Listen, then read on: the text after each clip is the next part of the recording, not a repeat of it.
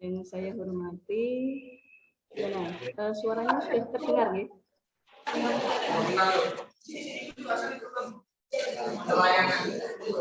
Lumayan.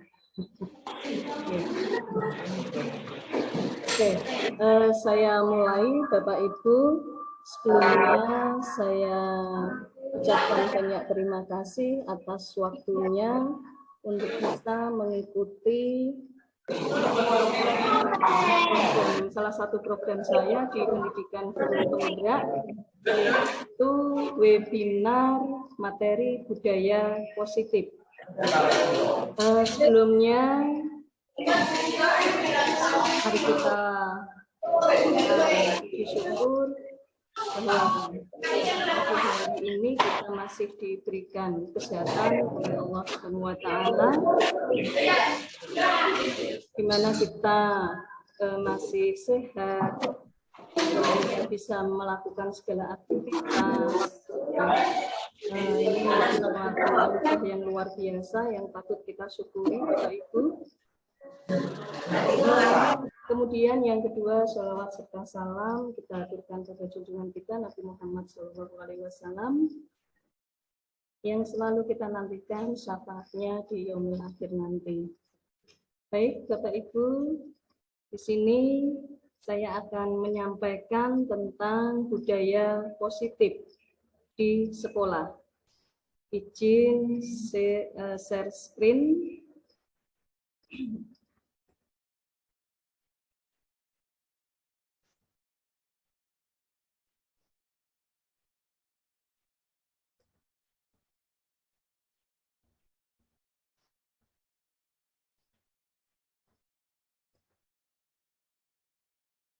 Sudah terlihat ya Bapak Ibu ya? Sudah Bu. Oke. Webinar budaya positif. Jadi yang pertama agenda kita tadi sudah pembukaan, kemudian kegiatan inti, pemaparan budaya positif, kemudian tanya jawab, dan penutup. Dalam materi kali ini, atau modul budaya positif kali ini, yang akan kita bahas ada 7 hal. Yang pertama adalah perubahan paradigma belajar, kemudian disiplin positif, motivasi diri manusia, kebutuhan manusia, posisi kontrol restitusi, keyakinan kelas, dan segitiga restitusi. Mungkin istilah ini masih asing bagi kita semua, padahal ini sangat diperlukan ya, dan harus diterapkan di sekolah-sekolah. Baik, Bapak Ibu, kita mulai yang pertama, pembelajaran dengan paradigma baru. Saat ini SMP 1 Pragan telah melaksanakan kurikulum merdeka, ya, kurikulum merdeka berubah, di mana salah satu yang diterapkan adalah pendidikan kegiatan proyek ya. Keseluruhan ini nanti harapannya bisa menciptakan profil pelajar Pancasila.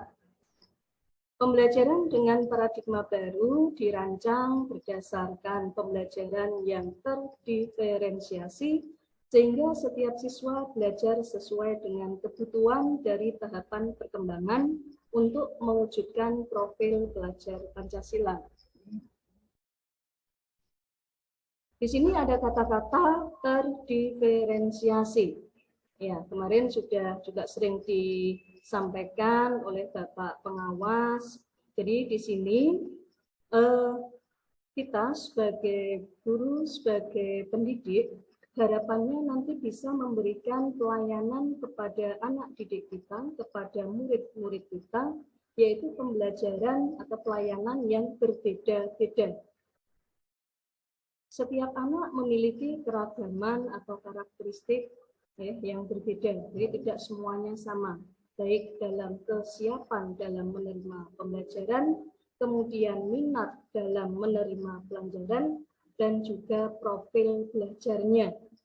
Nah, agar anak-anak ini semuanya dapat menerima, diberikan pelayanan yang baik, ya, yang nantinya bisa mengeluarkan potensinya, maka kita sebagai pendidik harus memberikan juga pelayanan yang berbeda-beda. Contoh, ada anak yang tingkat kepandaiannya itu sudah di atas rata-rata. Kemudian ada anak yang membaca saja masih gatal-gatal, masih sulit. Nah, di sini tugas kita bagaimana agar si anak ini semuanya bisa menerima sesuai kebutuhannya. Bukan berarti yang sudah pandai dibiarkan, kita mengurusi yang kurang, atau sebaliknya, yang kurang tadi dibiarkan, kita hanya mengurusi yang pandai-pandai saja. Ya. Tetapi di sini ada diferensiasi, ya, pembedaan. Jadi yang pandai juga terlayani dengan baik, yang kurang juga terlayani dengan baik. Ini harapannya nanti yang bisa kita terapkan di kegiatan pembelajaran kita sehari-hari. Kemudian Bapak Ibu, nah ini yang utama di materi kita adalah disiplin positif. Disiplin positif atau nanti terciptanya sekolah yang memiliki kedisiplinan yang baik. Ini ada beberapa hal yang harus kita pelajari. Yang pertama dari makna disiplin itu sendiri apa, kemudian bagaimana motivasi untuk meningkatkan disiplin, kemudian kontrol, posisi kontrol, ya, kita sebagai guru kita harus di posisi yang mana, kemudian ada kebutuhan manusia atau kebutuhan anak yang harus kita penuhi. Oke. Yang pertama kita lihat makna disiplin. Disiplin ini berasal dari bahasa Latin yaitu belajar. Jadi sebenarnya disiplin itu belajar ya Bapak Ibu. Disiplin diri membuat orang menggali potensinya menuju sebuah tujuan yang dia hargai. Nah, jadi harusnya ini nanti memang sudah mendarah daging di diri anak, sehingga kedepannya anak ini bisa otomatis atau mandiri menggali potensinya. Ya, tentunya semua anak memiliki potensi yang kadang-kadang kita guru atau anak itu sendiri tidak tahu potensinya. Nah, harapannya nanti kalau disiplin diri dari semua anak ini sudah bisa dilakukan dengan baik, nah, nanti bisa menggali potensinya untuk menuju tujuan yang dia hargai atau yang dia cita-citakan. Namun dalam budaya kita makna kata disiplin telah berubah, ya. Nah, ini yang sering dilakukan di sekolah-sekolah. Disiplin ini lebih diarahkan pada tingkah laku atau kelakuan anak untuk atau harus mentaati kepatuhan pada tata tertib. Jadi selama ini ya kita masih sering menerapkan ini. Kecenderungan umum adalah menghubungkan kata disiplin dengan ketidaknyamanan, bukan dengan apa yang kita hargai atau pencapaian suatu tujuan dunia. Nah, jadi disiplin masih sering kita kaitkan dengan kalau anak itu harus mematuhi tata tertib, ya, harus tepat waktu. Ya. Padahal di sini sebenarnya disiplin adalah bagaimana anak tersebut bisa belajar dengan baik. Oke, Bapak Ibu, kita lanjutkan disiplin positif.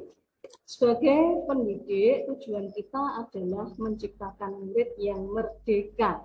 Nah, ini kadang-kadang kita salah merdeka itu, wah Bu, nanti muridnya seenaknya Bu kalau dibebaskan. Nah, ini kalau sudah terbentuk disiplin diri pada anak-anak, nanti anak akan bisa bertanggung jawab. Nah, merdeka di sini mereka berperilaku, mengeluarkan apa pendapatnya, potensinya, itu dengan sebuah tanggung jawab. Nah, jadi mereka tidak memiliki rasa takut untuk misalnya curhat, kemudian mau berpendapat, kemudian mau dalam pelajaran itu buat sesuatu yang beda, ya, tapi tentunya dalam konteks pembelajaran. Ini merdeka. Bukan berarti terus anak ini merdeka boleh tidur di kelas, merdeka boleh keluyuran di kelas, enggak. Nah, disiplin positif merupakan salah satu cara penerapan disiplin yang bertujuan untuk menumbuhkan kesadaran serta memberdayakan anak untuk melakukan sesuatu tanpa imbalan, ancaman, maupun hukuman. Nah ini Bapak Ibu, sering kita melaksanakan kedisiplinan ini ya sambil menakut-nakuti berupa hukuman, ya, ancaman, atau nanti akan diberi imbalan. Ya, kadang dalam kejadian sehari-hari, kegiatan sehari-hari masih ya sering seperti itu. Kalau tidak diberi hukuman, anaknya tidak jerah. Nah, ini nanti tugas kita ya, untuk menumbuhkan kedisiplinan dengan motivasi dari dalam diri anak itu sendiri. Ya, kadang saya di kelas juga seperti itu. Maunya dihukum, maunya diancam, ditakut-takuti. Ya enggak Bu, nah ini. Kalau memang tidak mau seperti itu, tapi kalian bisa berkelakuan dengan baik, nah ini harus ada kesadaran bahwa kalian anak-anak ini ya harus bisa menerapkan tindakan yang benar.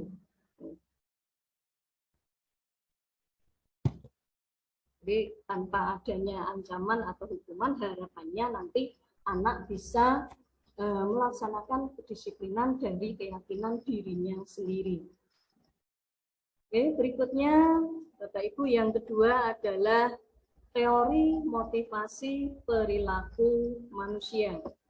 Nah, tadi sudah sering saya katakan, untuk menimbulkan kedisiplinan, nah ini harus ada motivasi.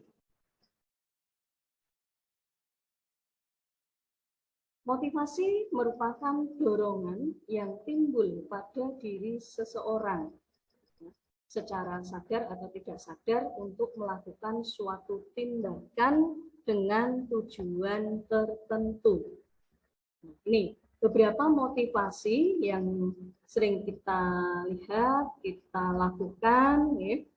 Yang pertama, untuk menghindari ketidaknyamanan hukuman.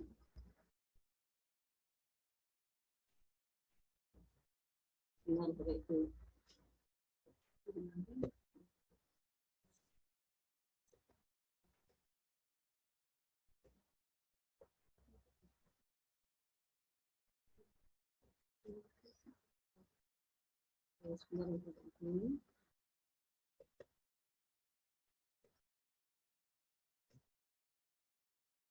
Untuk menghindari ketidaknyamanan hukuman, ini masih berupa motivasi eksternal atau motivasi yang asalnya berasal dari luar diri anak tersebut atau diri kita sendiri. Ini motivasi eksternal dari luar diri sendiri. Jadi tujuannya dia melakukan motivasi itu atau tujuan itu karena dia tidak ingin mendapatkan hukuman. Jadi contohnya anak mengambil sampah, ya, anak disuruh mengambil sampah karena si guru ini akan memberikan hukuman kalau kelasnya tidak bersih maka tidak dimasuki gurunya atau tidak diberi pembelajaran. Nah ini karena anak takut akan hukuman tersebut maka anak mengambil sampah yang ada di kelasnya. Ini masih motivasi eksternal ya, dari orang lain. Kemudian yang kedua, motivasi untuk mendapatkan imbalan dari orang lain atau institusi. Ini juga merupakan motivasi eksternal. Kadang-kadang kita ya, sebagai guru pun ya masih sering melakukan ini. Imbalan tidak berupa mungkin uang atau barang ya, tapi bisa juga berupa pujian. Jadi seseorang mau melakukan suatu tindakan, kegiatan, ya, kalau ada embel-embelnya nanti saya ingin mendapatkan hadiah, mendapatkan pujian dari Bapak pimpinan misalnya. Nah, ini motivasi eksternal. Kemudian yang ketiga, nah ini Bapak Ibu, tujuan disiplin positif adalah bisa memunculkan motivasi internal dalam diri kita sendiri maupun dalam diri anak-anak, ya, murid-murid. Nah, ini tujuannya adalah, motivasi ini adalah untuk menghargai diri sendiri. Saya akan menjadi orang yang seperti apa bila saya melakukannya. Disiplin ini untuk menghargai diri sendiri. Misalnya, untuk kita sebagai Bapak Ibu guru, kita kalau datang ke sekolah, ya, kita kalau datang ke sekolah itu, saya yakin semuanya juga pengen datang tepat waktu, ya, tidak ingin terlambat. Ini bukan karena harapannya, bukan karena nanti kalau saya terlambat diloroi. Nah, ini ya dibahas oleh orang lain atau kepala sekolah. Terus kalau saya datangnya lebih awal, pasti saya dapat pujian dari kepala sekolah atau guru-guru lain. Nah, ini bukan. Tapi kita ini ya, melaksanakan datang lebih awal itu tujuannya untuk menghargai diri sendiri. Saya sebagai guru di sini, ya, Bapak Ibu guru semua sebagai guru di sini, ini ingin menghargai diri sendiri. Saya kalau datang terlambat malu. Jadi untuk menghargai diri sendiri, maka datangnya tepat waktu. Datangnya tepat waktu. Oh Bu ini, oh Pak ini kalau datang tepat waktu. Nah ini jangan sampai itu datang kok mesti terlambat. Nah ini jangan sampai seperti itu. Ini tidak menghargai diri sendiri. Jadi kita contohnya tadi datang tepat waktu adalah untuk menghargai diri kita sendiri. Demikian juga dengan anak-anak nanti juga harapannya kita bisa menyampaikan disiplin positif ini dengan memunculkan motivasi internal dalam diri anak. Misalnya, kalau kita sudah menyampaikan ya, budaya-budaya positif, ada anak, dan ini juga kenyataan ya, ada anak itu di kelas sekarang kalau melihat sampah itu selalu diambil. Nah ini kelas 7 yang sudah menerapkan dan luar biasa, selalu diambil walaupun saya belum menyuruhnya. Ya. Nah, saya tanya, kok sekarang ada sampah diambil terus, Mbak? Iya Bu, biar kelasnya bersih, enak Bu, dipakai untuk belajar. Nah ini, walaupun masih belum semua anak seperti itu, paling tidak kita mulai sedikit demi sedikit, ya nanti ya sambil jalan harapannya bisa semua seperti itu.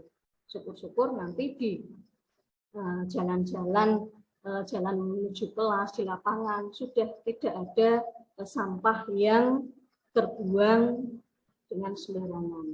Nah ini memang masih ada ya di beberapa tempat ya. Nah di ini tempat pembuangan air itu kadang masih ada sampah tempat ini ya, air mineral ya. Nah ini anak yang belum punya disiplin positif, buangnya masih sembarangan. Dan anak juga enggan untuk mengambilnya, nah, entah malu atau bagaimana. Tapi kalau nanti disiplin positif ini sudah membudaya di sekolah kita, kita buang sampah saja, malu kalau dilempar, diuncalke di sembarang tempat. Kemudian ini materi berikutnya Bapak Ibu, yaitu kebutuhan dasar manusia. Ya, kebutuhan dasar manusia ini ada 5, ya, ada 5. Yang pertama adalah bertahan hidup, kemudian kasih sayang dan rasa diterima, kemudian penguasaan, kebebasan, dan kesenangan.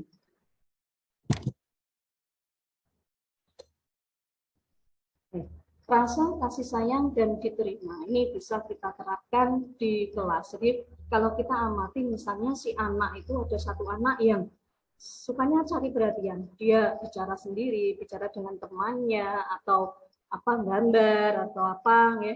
Ini sebenarnya kalau kita analisis ya. Nah, ini anak itu sebenarnya memiliki kebutuhan ini dan kebutuhan ini 5 kebutuhan ini ya harus diberikan atau diterima oleh si anak. Contoh kasih sayang dan rasa diterima. Misalnya seperti ini, di dalam satu kelas ada anak yang menonjol kepandaiannya. Nah, oleh guru anak ini selalu disebut, terus dipuji, terus sehingga anak-anak yang lain seolah-olah ini tidak merasa tidak diterima oleh gurunya, walaupun dia sudah berusaha dengan baik, misal dalam diskusi yo tenanan, sungguh-sungguh nggak ada PR, sungguh-sungguh, kemudian ulangan juga sudah belajar. Nah ini tapi karena oleh si guru itu si guru ini yang sudah terlanjur diketahui hanya satu anak itu saja. Nah ini anak terus jadi merasa nggak apa belajar sungguh-sungguh kalau saya tidak dipandang oleh guru tersebut. Nah ini yang Bapak Ibu, jadi usahakan kita bisa merangkul semua anak. Dan anak yang nakal, yang kita katakan beling, nakal, itu juga bisa seperti ini. Dia tidak mendapatkan kasih sayang kita. Ya, kita tidak perhatian pada dia. Kemudian, nah ini kesenangan, kebebasan, penguasaan. Nah ini memang dalam pembelajaran itu anak memiliki profil belajar yang berbeda-beda. Ada anak yang sukanya itu belajar kalau ini ya suasana tenang, atau tidak ada suara bising. Ada anak yang ingin belajarnya itu pakai lampu yang terang atau pakai yang gelap, lampunya agak gelap. Kemudian ada anak yang ya seperti kalau membaca, ada anak yang pengennya keras, ada yang dalam hati. Nah ini sebenarnya tuntutan juga bagi anak. Nah, jadi kadang-kadang anak tidak perhatian terhadap pelajaran kita.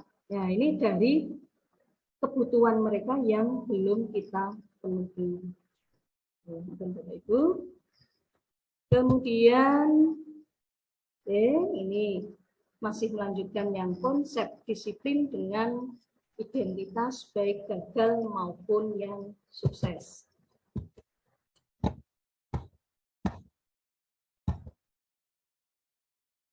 Di sini ada hukuman dan ada penghargaan. Ternyata ini juga sama mungkin saya dengan Bapak Ibu, kalau kita biasa memberikan penghargaan yang kita kira itu sudah benar, oh ternyata ini memberikan konsep atau memberikan arti disiplin yang gagal. Coba kita lihat hukuman.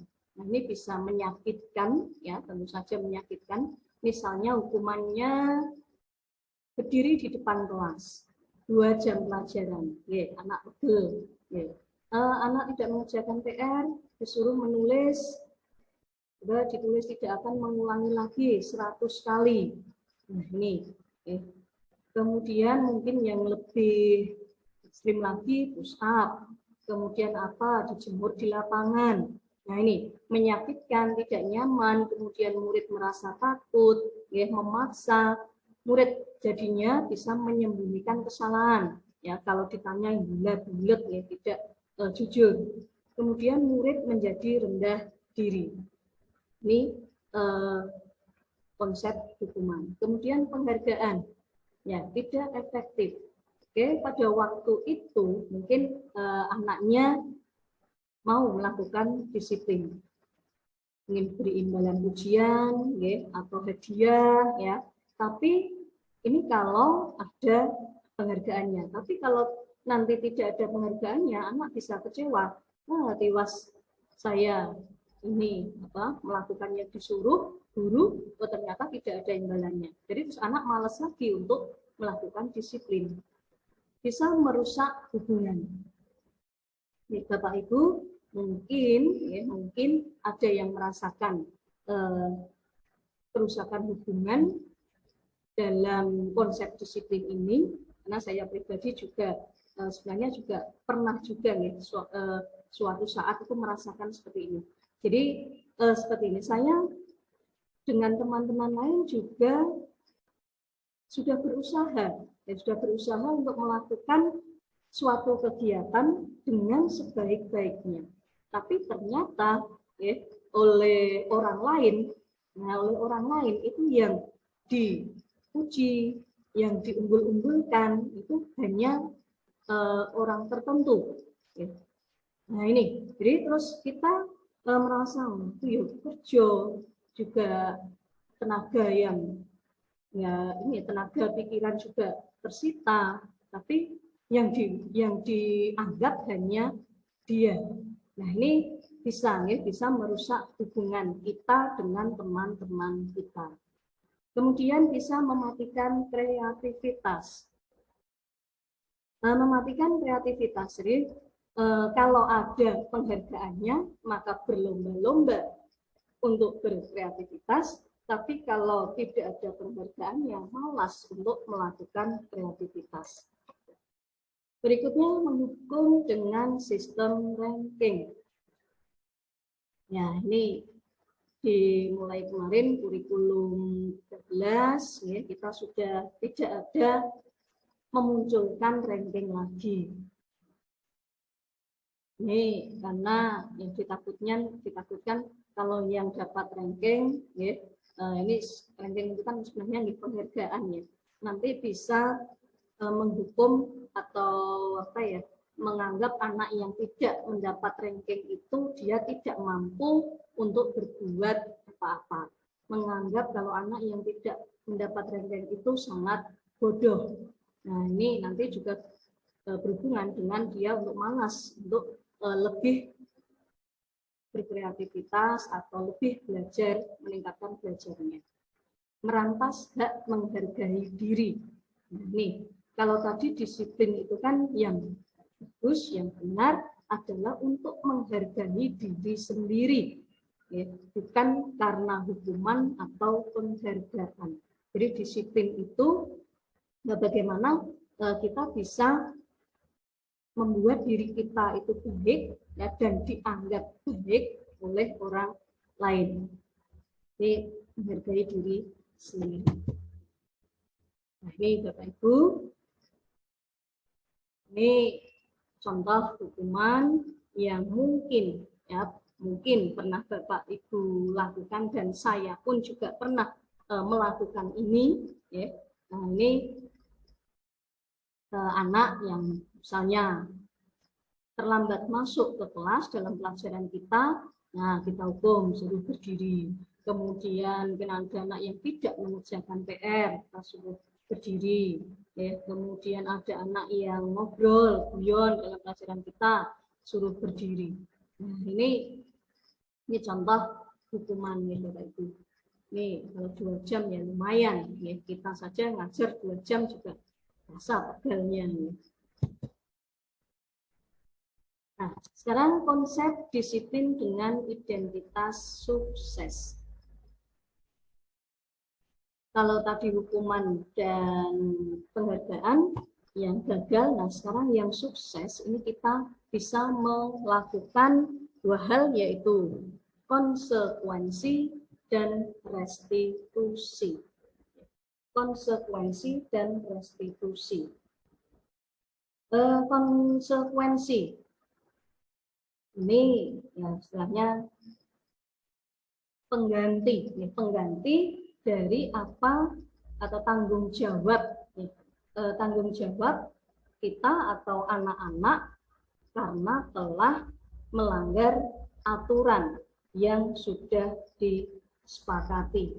Nah, konsekuensinya,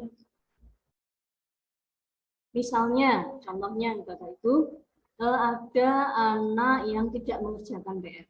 Nah, coba kita tidak memberi hukuman, tapi konsekuensi.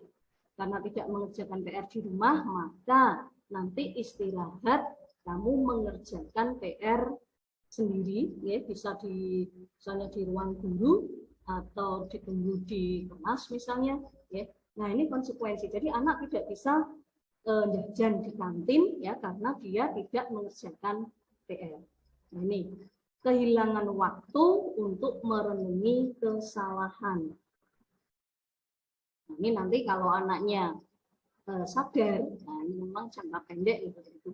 Ini kalau anaknya sadar, besoknya aku nggak ada PR, aku ingin gak iso jajan, gara-gara disuruh gara PR ini kelas gitu.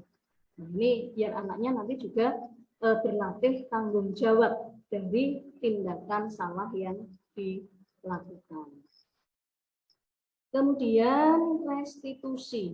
Nah, ini Bapak Ibu mungkin istilah ini masih asing di telinga kita, ya. Jadi restitusi itu sebenarnya suatu pendekatan untuk menciptakan disiplin positif. Suatu pendekatan bagaimana caranya untuk kita bisa menumbuhkan disiplin positif baik pada diri kita, tapi di sini nanti konteksnya adalah pada murid. Jadi harapannya nanti murid bertanggung jawab untuk perilakunya, kemudian fokus pada pemecahan masalah jangka panjang. Nah, Bapak Ibu, ini yang membedakan hukuman, kemudian konsekuensi, dan restitusi.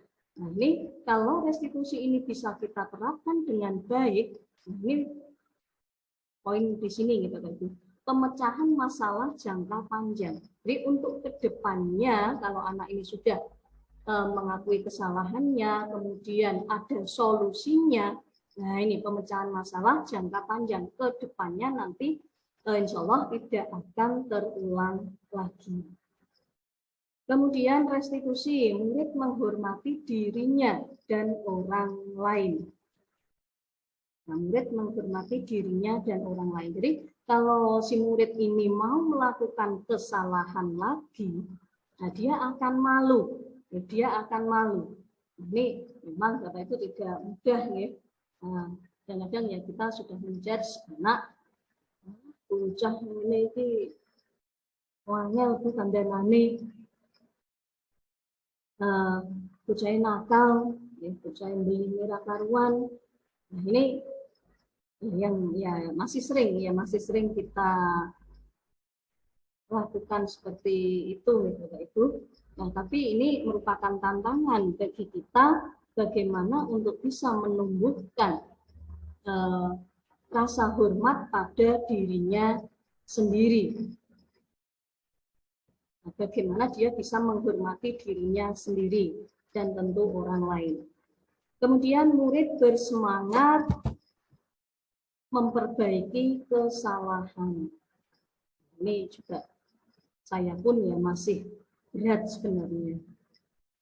Murid salah, ya, kadang-kadang sudah tidak mau mengakui kesalahannya, terus untuk memperbaiki kesalahan di hari-hari berikutnya itu juga ya sulit ya, masih saja melakukan kesalahan itu. Nah, tapi ini coba nanti kita lakukan ya program atau pendekatan restitusi ini. Kita dekati si anak, kita jelaskan, kita sambil dengan si anak tersebut kita cari apa salahnya ya. Nah, kemudian kita sama-sama cari solusinya. Nah, Bapak Ibu, ini jadi dari pengertian restitusi menciptakan suatu kondisi bagi murid untuk memperbaiki kesalahan mereka sehingga mereka bisa kembali pada kelompok mereka dengan karakter yang lebih kuat. Nah, dengan harapannya ya, pelaksanaan restitusi ini nanti anak terus tidak merasa malu, tidak merasa minder, anaknya terus jadi pendiam, tidak. Jadi anak sudah mengakui kesalahannya, sudah ada solusinya. Nah, nanti mereka dengan karakter yang lebih kuat, lebih baik, mereka bisa kembali ya, dalam suasana kelas, suasana teman-teman, ya kelompok mereka dengan kondisi yang baik.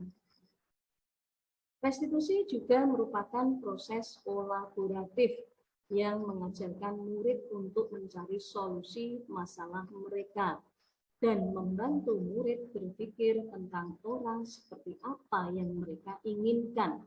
Nah, ini merupakan tujuan mulia dan bagaimana mereka harus memperlakukan orang lain. Nah, jadi ini kolaborasi itu bisa antara guru dengan murid, ya. Nanti kita akan lihat yang namanya segitiga restitusi, ya, proses pelaksanaan restitusi itu bagaimana. Yang jelas nanti harapannya si murid ini, ya, bisa mencari solusi dari masalah atau dari kesalahan mereka dan kedepannya tidak terulang lagi sehingga tujuan-tujuan yang baik dalam hidup, ya, bisa tercapai. Dan kalau anak itu sudah tahu kesalahannya, sudah bisa mencari solusinya, nah ini pada akhirnya nanti si anak ini, murid ini bisa memperlakukan orang lain dengan baik. Ya.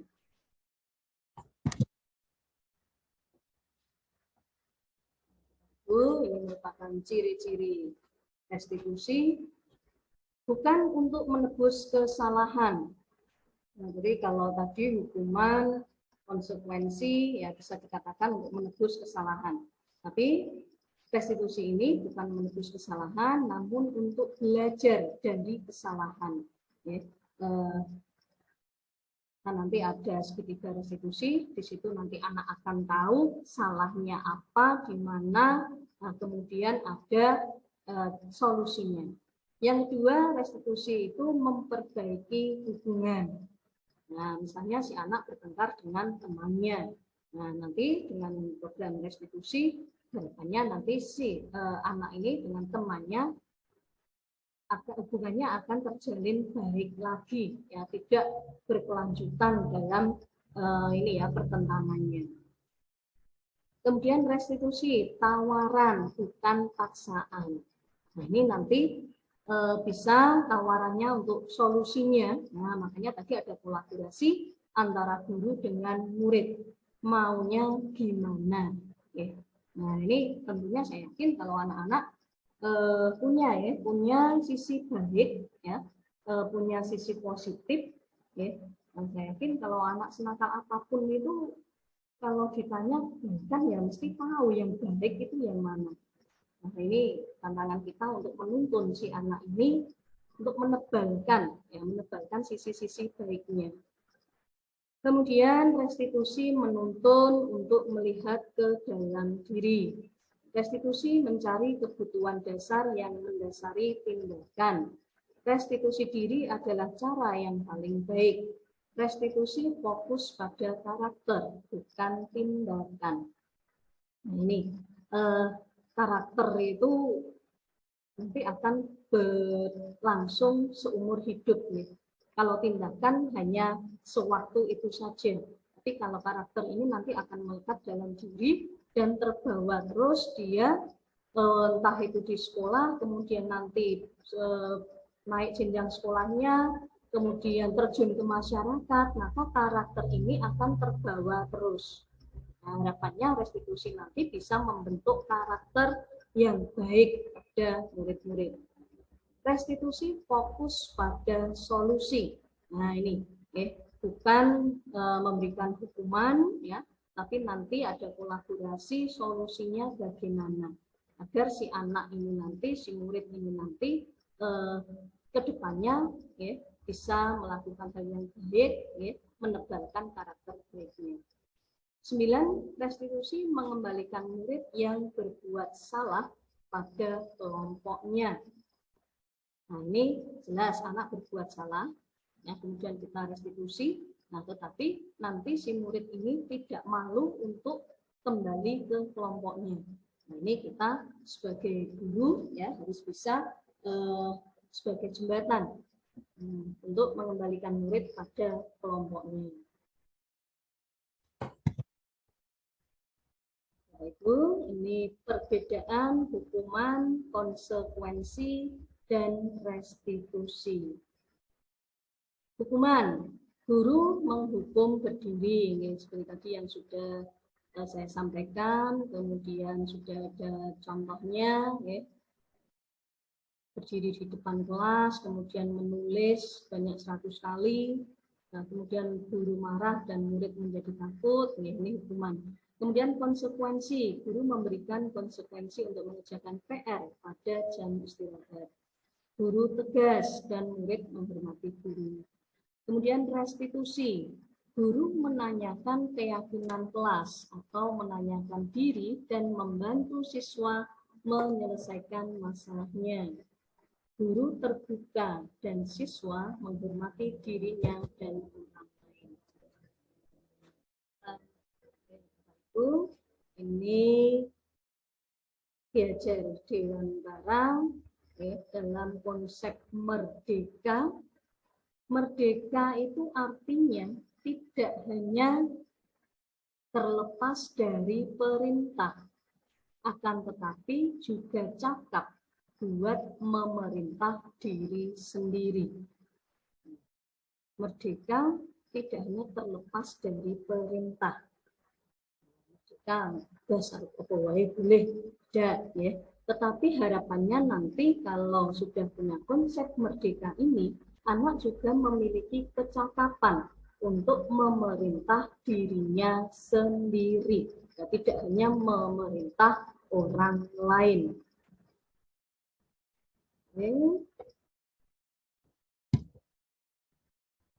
Ini Bapak Ibu, 5 posisi kontrol restitusi. Nah, ini kita sebagai guru, sebagai pendidik, posisi kita bisa di 5 ini. Bisa sebagai penghukum, bisa menjadi pembuat merasa bersalah, ya. Anak yang membuat kesalahan ini merasa bersalah, kemudian kita bisa menjadi teman, kita menjadi pemantau, dan guru bisa menjadi manajer. Nah, ini 5 posisi yang biasanya, ya, diterapkan oleh guru-guru. Nah, ini perbedaan antara posisi penghukum, pembuat orang merasa bersalah, teman, pemantau, dan manajer. Penghukum dan pembuat orang merasa bersalah. Ternyata ini diposisikan di identitas gagal. Bapak Ibu. Guru kalau dia berperan, ya, dia berada di posisi penghukum dan membuat dia membuat si anak ini yang memang tadi membuat kesalahan ini benar-benar merasa dia bersalah. Nah, ini ternyata kita berada di identitas gagal. Kemudian identitas berhasil atau sukses, ini kontrol dari luar. Kita berada di posisi teman dan pemantau. Teman dan pemantau. Ini untuk contoh-contohnya Bapak Ibu, kalau kita sebagai teman itu bagaimana? Ini misalnya guru berkata, ayolah lakukan demi ibu. Masa kamu tidak mau? Ingat tidak ibu pernah bantu. Pemantau, apa peraturannya? Nah, ini si anak ini, ya, diajak oleh guru sebagai teman, ya, dan guru sebagai pemantau atas kesalahan anak. Ini ada contoh yang sering kita berikan pada murid, ya. Ini murid berkata, saya pikir Bapak Ibu teman saya, ternyata begitu. Kemudian, nah ini Bapak Ibu, identitas berhasil atau sukses, kontrol diri. Nah, dari diri sendiri. Memang posisi yang paling baik kita sebagai guru, sebagai pendidik adalah kita berada di posisi manajer.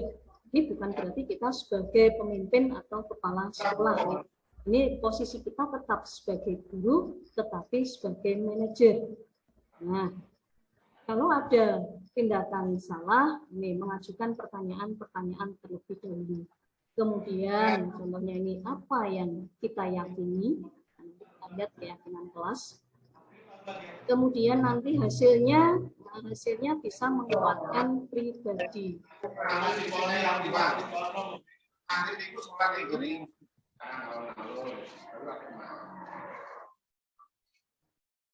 Ini Bapak Ibu, contoh tadi seperti kata-kata kita berada di posisi mana, misalnya membuat orang merasa bersalah. Orang yang melakukan kesalahan ya merasa bersalah karena lawannya sudah kecewa. Kemudian penghukum, kamu tidak pernah benar melakukannya. Nah, ini menghukum anak. Teman, ayolah lakukan demi ibu bapak. Memantau, apakah kamu mau membuat stiker bintang hari ini? Nah,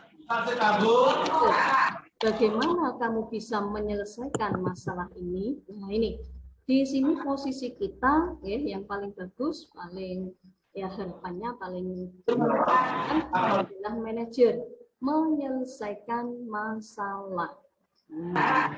Tapi nanti anak juga bisa kembali ke kelompoknya tanpa ada rasa yang tidak enak.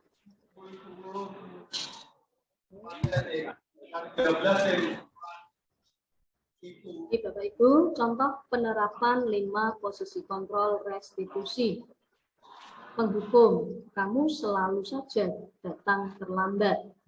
Selalu, pasti selalu terakhir datang. Nah, ini dihukum ya. Nah.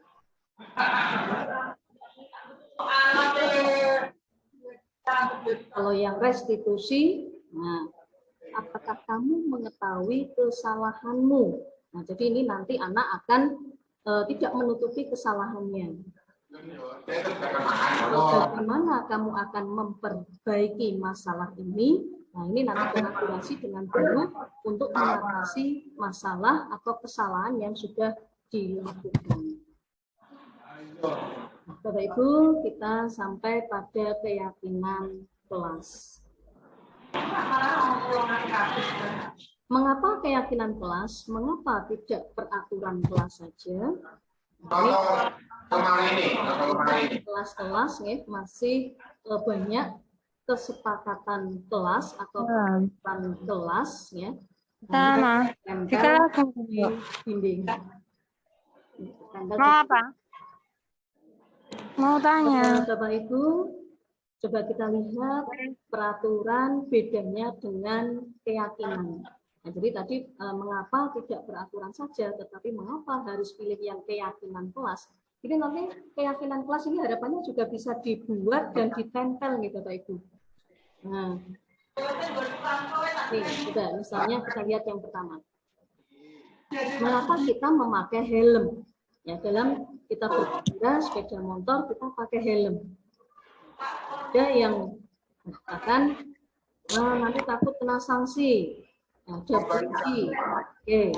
Kemudian ada juga ini, mengapa kita pakai helm itu karena untuk keselamatan dan kesehatan. Nah, jadi kalau tidak pakai helm, takutnya nanti kalau ada sesuatu di jalan raya, nah kita ini ya tidak bisa selamat. Nah, yang membahayakan kalau misalnya sampai jatuh ya, semoga tidak.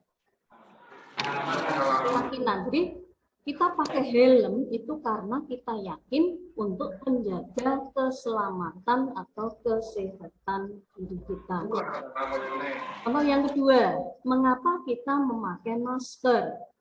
Nah, ini juga yang kemarin waktu masih ketat nih operasi masker, ini ada ya, malah melebihi operasi ini ya. Kendaraan ya. Nah, masker, jadi polisinya beralih operasi masker. Nah, mengapa kita pakai masker? Takut karena ada polisi yang ini kalau keyakinan kita rubah, ya kita rubah menjadi keyakinan. maka kita menggunakan masker ini untuk keselamatan diri kita sendiri dan juga orang lain. Ini begitu untuk mendukung motivasi intrinsik. Kalau motivasi intrinsik ini sudah tercapai, sudah ada di dalam diri anak-anak, nah ini katanya nanti keyakinan itu lebih menggerakkan seseorang dibandingkan mengikuti serangkaian peraturan. Dan contohnya kesepakatan kelas. Kalau baju tidak dimasukkan didenda 5.000. Nah, anaknya punya uang banyak, nah, sangune waki, dia tidak masalah, nantang malah gitu. Nah, 5.000 kamu tak bayar. Nah, ini kalau peraturan disertai dengan sanksi atau hukuman. Tapi kalau motivasi intrinsiknya nah, berupa keyakinan nanti akan beda lagi. Ini dia berkeyakinan kalau bajunya dikeluarkan ya terlihat tidak rapi, kemudian tidak sopan, kemudian uangnya daripada diserahkan mending bisa untuk menolong orang lain. Nah ini motivasi intrinsik sangat penting ya untuk ditumbuhkan di dalam diri anak-anak. Ini tujuannya agar tercipta nilai-nilai atau keyakinan-keyakinan yang bisa menggerakkan seseorang itu untuk berkarakter baik. Bapak Ibu, yang kita buat di kelas-kelas kesepakatan kelas. Nanti kesepakatan kelas tetap ada, ya. Hanya isinya, nah ini isinya kalau bisa diganti dengan keyakinan. Kemarin ada satu kelas saya suruh buat keyakinan. Ini ada yang komplain, Bu, kalau tidak dihukum anaknya tidak tertib Bu, tidak patuh Bu. Nah ini memang tugas kita untuk memantau, ya, untuk mengarahkan, menuntun anak agar dia tetap disiplin dari dalam diri sendiri. Kesepakatan kelas yang bisa ditulis ini tanpa hukuman, ya Bapak Ibu, tanpa hukuman. Kami guru dan murid yang saling menyayangi. Nah, jika keyakinan kelas saling menyayangi, maka harapannya nanti tidak ada anak yang saling bertengkar. Ada anak yang saling bertengkar karena keyakinan yang telah dibuat, yang telah terus yang jarang tak gantos ya. Dengan kan PAS lah PTPTA saja kita gantos. Kita gantos kok itu dan semangat belajar. Nah, kalau sudah diyakini, sudah ada di dalam hatinya, ini tidak usah dimarahi gurunya, tidak usah diobjek-objeknya. Ini anak ini bisa bersemangat selalu dalam belajar. Kesel Mbak. Kemudian yang ketiga, kami murid yang peduli dengan teman-teman. Nah, misalnya ada orang tua dari salah satu muridnya meninggal. Nah ini sikap peduli, jadi tidak usah dipaksa, ayo nyumbang, kok orang. Nah ini kalau sudah ada sikap peduli dengan teman-teman, ini suruh tidak usah dipaksa, ya, tidak usah dimarahi. Nah ini akan timbul rasa peduli untuk memberikan sumbangan sendiri. Nah ini untuk menumbuhkan ini apalagi di karakter anak-anak SMP. Nah ini banyak ya. Ini kok dikandani ngono. Ini bagi saya pun ya suatu tantangan, ya, suatu tantangan untuk bisa sedikit demi sedikit melakukan keyakinan kelas ini. Dan alhamdulillah dari kelas-kelas yang saya pegang yang sudah mulai ada, ya, Jadi awal itu memang dulu Bapak Ibu jujur, awal itu saya pegang kelas 7 luar biasa. Ya luar biasa itu dari capeknya, marahnya, ceriwisnya. Nah, tapi lambat laun setelah saya terapkan ini, alhamdulillah sekarang sudah mulai ya walaupun tidak semuanya ya, sedikit demi sedikit sudah mulai berubah. Nah, sudah mulai berubah. Nanti harapannya kalau bisa ya semua anak gitu Bapak Ibu. Semua anak bisa melakukan keyakinan kelas dan menerapkan dalam diri sendiri.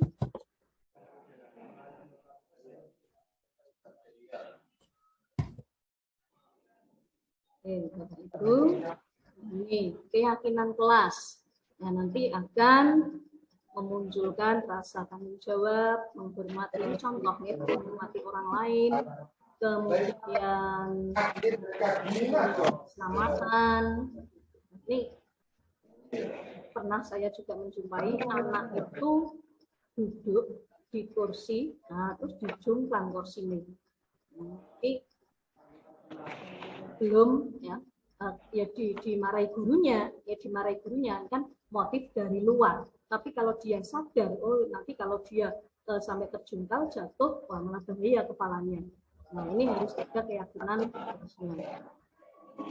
Kemudian, nah keselamatan juga ini kadang anak-anak kalau mau berjalan itu disengaja oleh temannya itu, nah kakinya itu ditaruh di pinggir jalanannya, nah, begal.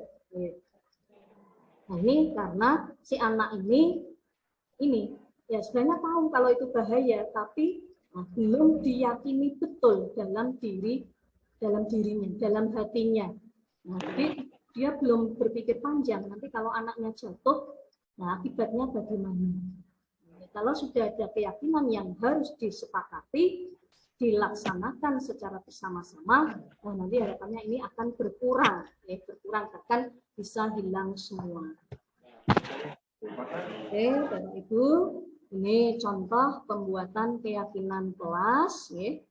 Di kelas saya kemarin sudah saya terapkan.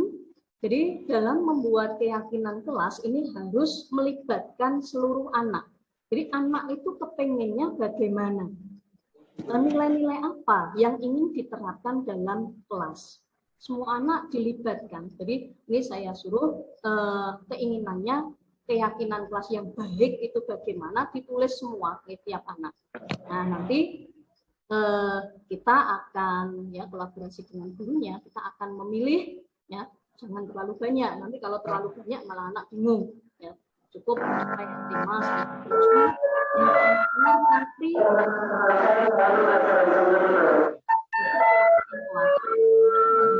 ini tidak ada hukumannya Bapak Ibu. Nanti hanya kita kalau ada anak yang melanggar kita kembalikan saja. Ya, apa yang sudah kamu yakini dalam kelas ini? Nah, ini kita kadang ada anak-anak itu membuatnya sama, ya. Jadi kita pilah, kita analisis mana yang bisa diterapkan menjadi keyakinan kelas. Oke, Bapak Ibu, nah ini yang terakhir segitiga restitusi. Pelaksanaan segitiga restitusi. Nah ini ada 3 tindakan ya. Jadi kita melaksanakan restitusi, bukan hukuman, bukan penghargaan, bukan konsekuensi. Nah, ini ada 3 hal yang bisa kita lakukan. Yang pertama adalah menstabilkan identitas. Menstabilkan identitas. Jadi contohnya seperti ini. Ada anak yang misalnya membuang makanan. Nah, di kantin membuang makanan sembarangan. Masih ada makanannya tapi dibuang ini aja ya, dilempar-lempar. Nah, dilempar-lempar dengan dia bercanda dengan temannya, ya, makanannya dilempar-lempar. Kemudian, nah ini nanti kita akan menstabilkan identitasnya dulu. Anak tidak langsung dimarahi, ya. Nah, anak tidak dimarahi itu nanti mengapa? Ya kita panggil, kita temui, kita ajak bicara. Nah, mengapa yang pertama dulu ya, memang melakukan kesalahan. Kita tidak langsung menjudge anak itu kamu salah ya, ini tidak. Jadi kita bilang ke anak tersebut, kita sebagai manusia, ya kita sebagai manusia itu semua memiliki kesalahan, ya semua memiliki kesalahan. Kalian, teman-teman kalian, bapak ibu guru, nah ini menstabilkan identitas dulu. Nah, semua orang pasti punya kesalahan. Kemudian langkah yang kedua, validasi tindakan yang salah. Ya, kita mencari tindakan yang telah dilakukan oleh anak dan tindakan yang salah. Nah, ini bukan kita terus marah, ya, kamu melakukan kesalahan ini, tidak. Nah, jadi ini kamu melakukan kesalahan, kamu tahu mengapa kamu melakukan itu, mengapa kamu melempar makanan. Ini mungkin salah kita cari tahu alasan, karena anak itu pasti melakukan suatu kegiatan ada alasannya. Kemudian, nah ini si guru bisa memberikan penguatan. Iya, semua anak, semua orang bisa melakukan kesalahan. Di sini saya sebagai guru tidak mempermasalahkan salahnya itu. Saya tidak mencari siapa yang salah. Ya, saya tidak mencari siapa yang salah. Tapi jelas kesalahan itu ada, ya, anak sudah mengakui. Nah, tindak lanjut berikutnya adalah menanyakan keyakinan. Nah ini, kalau sudah ada keyakinan dalam diri anak tersebut, nah ini kita bisa menanyakan, apakah kamu masih ingat keyakinan kelas yang kamu buat sepakati?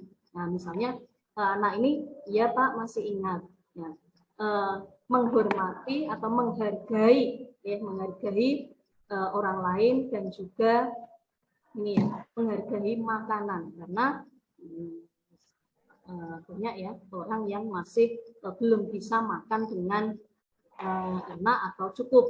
Ini, jadi kita kembalikan anak itu untuk mengingat, ya, mengingat keyakinan kebaikan yang sudah disepakati. Oke, Bapak Ibu, itu. Ini contoh-contoh itu saja nih, contoh-contoh restitusi. Saya kira itu cukup Bapak Ibu. Nanti harapannya setelah ini kita coba, ya, bukan semuanya mungkin, ya, semuanya mungkin, bukan berarti tidak bisa.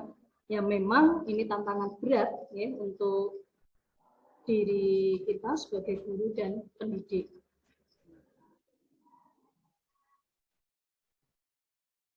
Ini saya pernah melakukan contoh, ya, wawancara restitusi terhadap anak.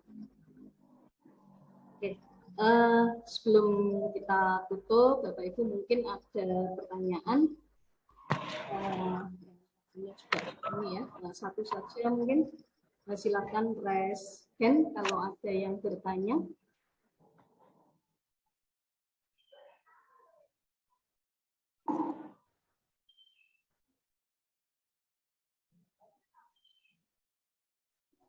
Oke, ya, Bu Anis, silakan, monggo. Ya, terima kasih atas kesempatannya Bu Eni. Izin bertanya Bu.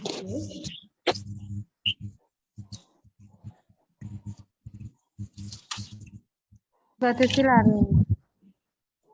Batu silare wae badhe. Aku juga badhe bayar kalau sak mall ya.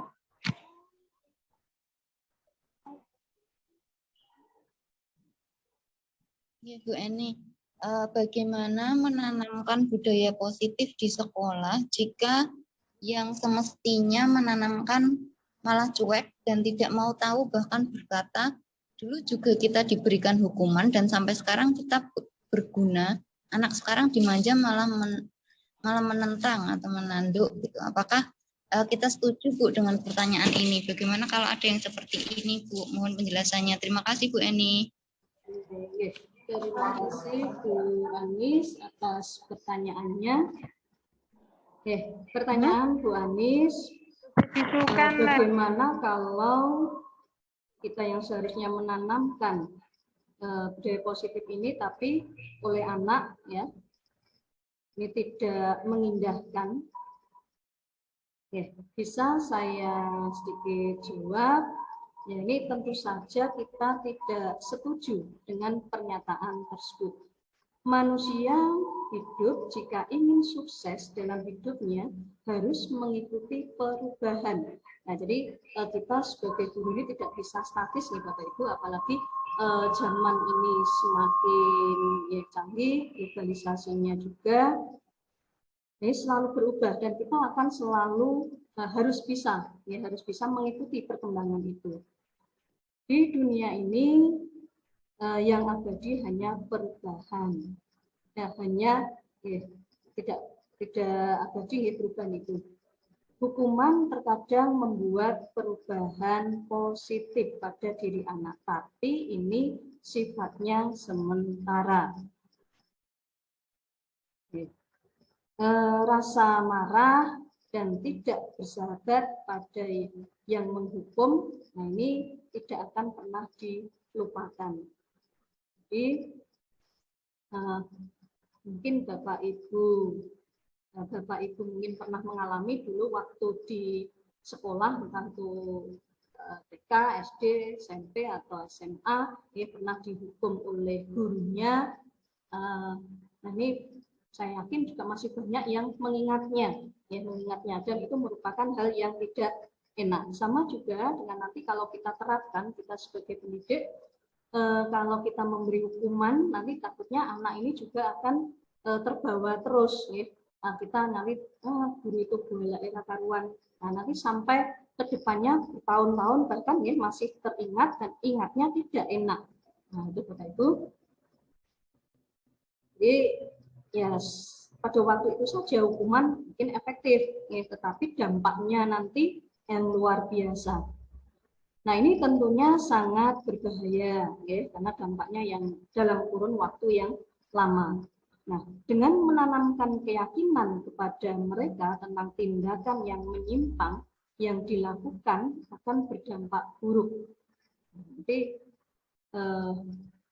kalau kita bisa menanamkan keyakinan, harapannya nanti ini ya, anak tidak mendapat hukuman, tetapi walaupun sudah bertahun-tahun, anak ini akan ingat, oh guruku ini dulu yang pernah mengajari aku, misalnya saya dulu itu salah, tetapi dia tidak marah-marah, malah saya diberitahu yang baik itu yang bagaimana. Nah ini guruku baik sekali, bagus. Ya. Nah ini akan teringat anak yang positifnya. Oh dulu saya diajarkan kalau pernah saya melakukan kesalahan seperti ini, oh disuruh seperti ini. Ya. Nah, ini harapannya akan terbentuk karakter yang baik. Oke. Demikian Bapak Ibu Guru. Terima kasih sekali lagi atas waktunya. Harapannya nanti kita semua saling kolaborasi untuk bisa melaksanakan budaya positif di SMP Negeri 1 Kragan tercinta ini.